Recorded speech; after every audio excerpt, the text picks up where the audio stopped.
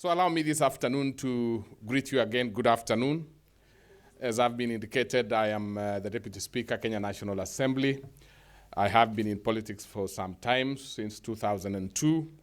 So I'm relatively old in politics. When I was invited, I was elected, of course, and fortunately or unfortunately, the German ambassador to Kenya, Annette Gunther, made a write-up in one of our local dailies, and one of the questions she asked is, do you remember exactly where you were 30 years ago? That almost put me outside the rail, because then I had to go back again and think, where was I in 1989? 1989, I had just joined the University of Nairobi. And in that year, I was studying law and partly history. And I was studying, among the history figures that I was studying then was Otto von Bismarck, the original unifier of Germany in the 1971 in the halls of mirrors in France, Versailles. So, 1871, that is, 1871. So it put me in perspective and said that really we are here today to think and commemorate the reunification of Germany. The reunification because there was a unification in 1871, and therefore we are celebrating this. The previous one was more of political and issue of sharing power. More so in the second one, it is about the economy and the peaceful living of the people. So allow me, honorable delegates, to go again to my speech. And it gives me great pleasure, distinguished guests, ladies and gentlemen, and honor to be with you today as we commemorate the 30th year since the fall of Berlin Wall. May I thank the organizers of this event, led by Mark Donfried, the Director General of the Academy of Cultural Diplomacy, for their kind invitation. And allow me also to commend them for having been able to gather such an amazing number of dignitaries. I am pleased to be here in the event that seeks to promote global peace in our interdependent world. The theme of this event, from the divided city to the city of freedom, aptly captures every nation aspires for their communities. It is timely and of great significance in today's globalized world. Ladies and gentlemen, the fall of the world triggered a series of events that brought about great optimism and promises to African states, as indeed the entire world, which for decades had been avenues for conflict and strife. Nonetheless, this did not eradicate conflicts fully. The nature of conflicts has, however, changed now, and it takes different forms today. You will recall that during the Cold War, Africa has been the arena of fight proxy wars between the East and the West. This ideological struggle is indeed associated with authoritarianism and political instability that has permeated the continent in the early decades of independence. However, today's post-war cities are divided by invisible walls created as instruments for controlling resources, capturing power, and continuing instability in neighboring states. These invisible walls often arise in complex of historical, social, cultural, and political interaction between communities. These divisions lead to atrocities and are directed to people living in the same communities or cities, which invites the question, what lessons can we learn from the fall of Berlin Wall and apply to the nations facing conflicts today? Distinguished guests, looking back, we have profound lessons to draw from this great city, Berlin. 3 decades after the fall of the wall, Berlin is a thriving and popular destination with tolerant, diverse lifestyles, generally safe and full of nationalities from all corners of the world. The fall of Berlin Wall ushered efforts to undertake preventive diplomacy, international relations, and peacemaking in peace-building processes. In the realm of relations and peace building, there is a growing realization that concerted efforts need to be put in place and anchored firmly. Distinguished guests, fighting global concerns such as international crimes, extreme poverty, terrorism, immigration, pollution, and global warming can only be achieved through closer and concerted cooperation by all nations and in presence of mutual understandings between nations, as it is the case of a united Germany. Terrorism and violent extremism has a lot of negative impact on infrastructure, productivity, and economic growth, as well as tourism sector, which is a major source of foreign exchange in developing countries. To defeat terrorist groups such as Al-Shabaab, an affiliate of Al-Qaeda International Terror Group, we need strong international institutions with well-established funding and monitoring structure. Ladies and gentlemen, international trade thrives well where there is good international relations. Currently, there is trade imbalance between the highly developed and the developing nations. Countries that are powerhouses in certain industries can promote trade balance by signing trade agreements and technical cooperations to facilitate industrialization also in the developing nations. For instance, in my own country, Kenya, which is a major exporter of horticulture, tea, coffee, and while this country is a major exporter of cars, vehicle parts, pharmaceuticals, aircrafts, refined petroleum, and machinery, among other products. Now, allow me to delve briefly into the role of parliaments in promoting international relations and peace building.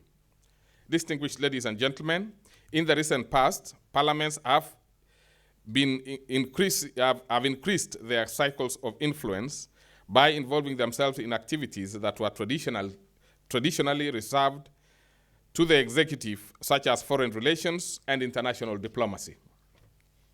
The involvement of Parliament in international activities has served to increase the space of countries in international relations and peace building. There is a full range of activities undertaken by parliamentarians in order to increase mutual understanding between different communities and states to promote international relations and build peace. This may be institutionalized or in informal ways, which include bilateral and multilateral activities. Indeed, there are international activities that have at the core some form of cooperation and coordination that requires parliamentary action. Distinguished guests, our modern cities are not homogeneous. There are divergent views and interests which have potential to fuel conflicts. And as such, parliamentarians are expected to ensure that such conflicts do not escalate. Parliamentarians and Parliament constitute an effective and legitimate means of governmental outreach to different people in our nations. They have a duty to explain policies and legislations to the people and collect inputs from the citizens to ensure that legislations are well targeted. With regards to peace building, parliamentarians have been known to make initiatives such as visiting and conducting talks and negotiation with different adversaries, in addition to monitoring and implementation of different peace accords. Ladies and gentlemen, regional parliamentary institutions have also participated in peace building and conflict resolution missions, for instance, the African Amani Forum in the Great Lakes region. Moreover, parliaments provide assistance to support the human and political rights of communities living in different localities. In other cases, parliamentarians have contributed to peace-building efforts by acting as mediators between different warring factions and groupings. Ladies and gentlemen, in conclusion, I would like to say that the emergence of parliamentarians as promoters of international relations and peace does not imply that the executive arm of government have lost their dominant role in defining states' foreign relations and diplomacy. Parliaments are uniquely positioned to play leadership roles in societies to strengthen international relations and peace building. They are the prime institution through which we can address divergent interests within our countries and build relationships within and without the broader international communities. Once more, ladies and gentlemen, I thank you for the invitation to commemorate the major event in which redefined political, economic, and cultural landscape of the Berlin city. I thank you.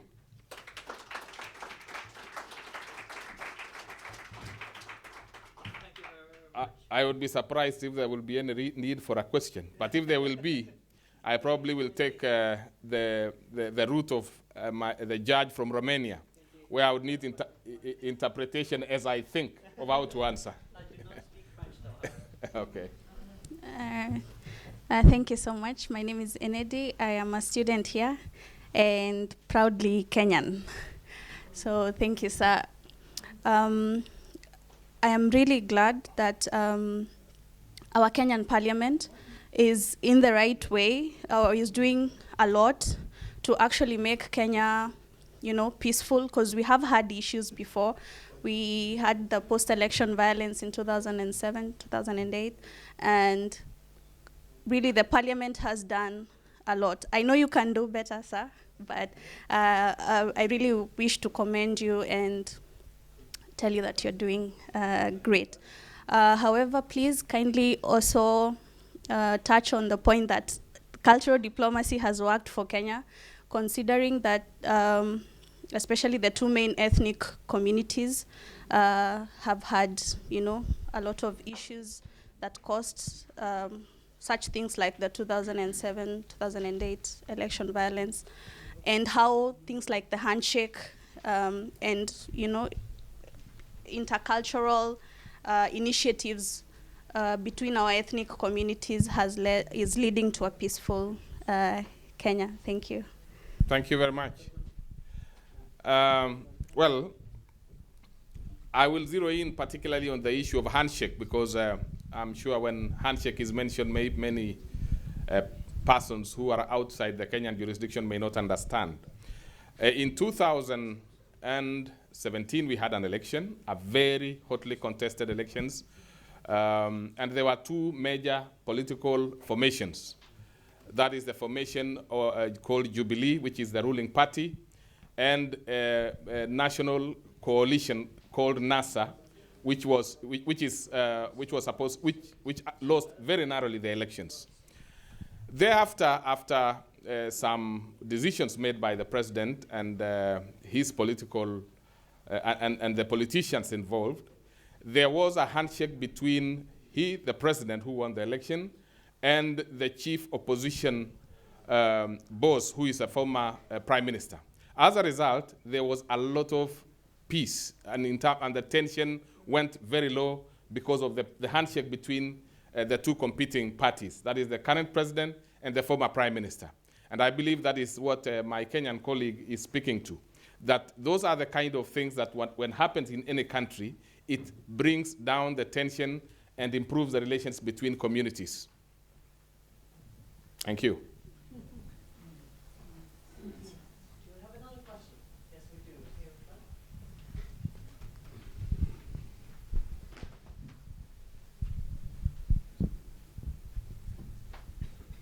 Yeah, once again, my name is Andrew Kunda from Tanzania. Yeah, Honorable Deputy Speaker, I join my neighbor, countrymate, for what she said. You are parliamentary, you are doing a great job. There is a lot have been done, and we can see the evolution of all activities based on the parliamentary system is improving. But I just repeat one of the statement you just said, that we are celebrating the reunification of the German. This means we are talking about the interaction, the free movement, trade, and all anything associated with that. Talking about free movement, it means that interaction through job interaction, working from other side of the country to another side of the country. This means we are directly talking about integration. For example, we talk about East Africa. And if we talk about East Africa, Kenyan, in democracy and the political system, you have set some example that other country, the member state have to follow. But we have one concern. Recently, we can see this as a setback in this regional integration.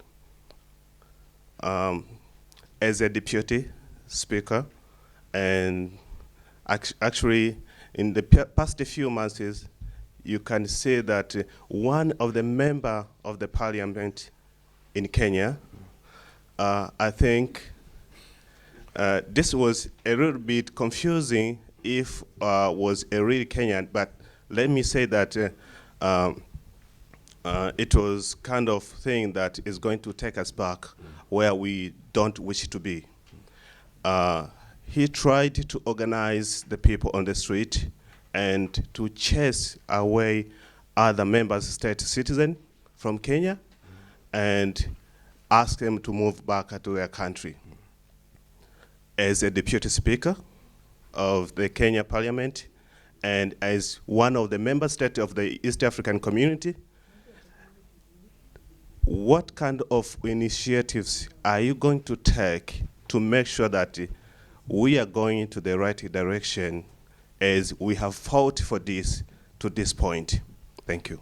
Thank you very much, my Tanzanian neighbor.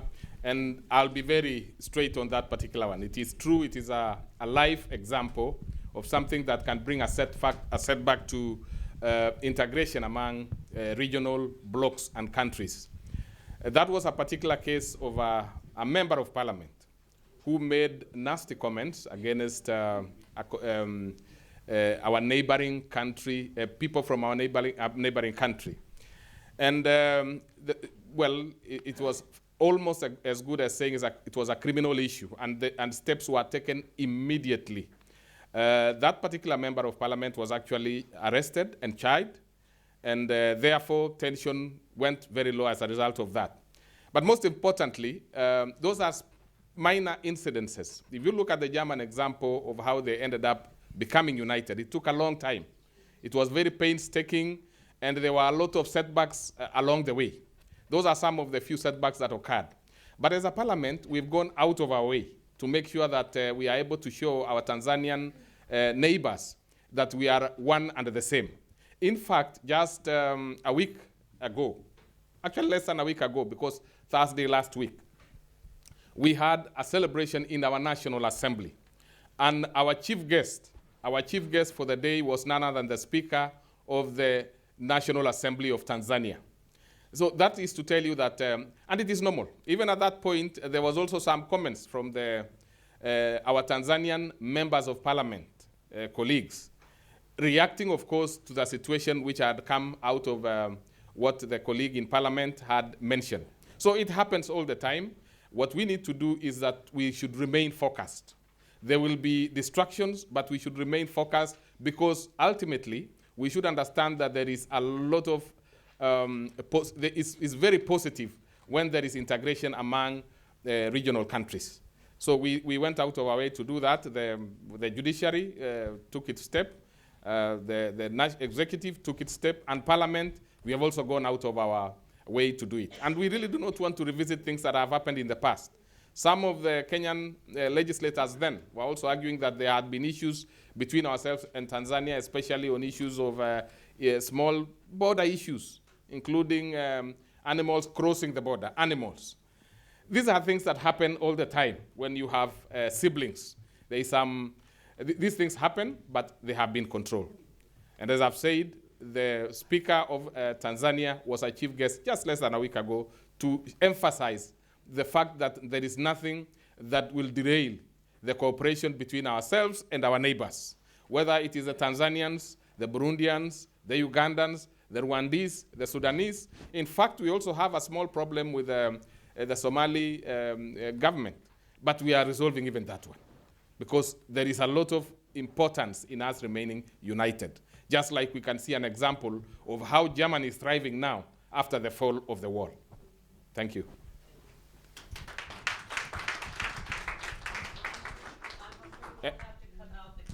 And by the way, we will be playing football very soon, and we hope to agree with our Tanzanian colleagues that they should not beat us this year. I hope you all will join me in thanking the Deputy Speaker. Thank you very much.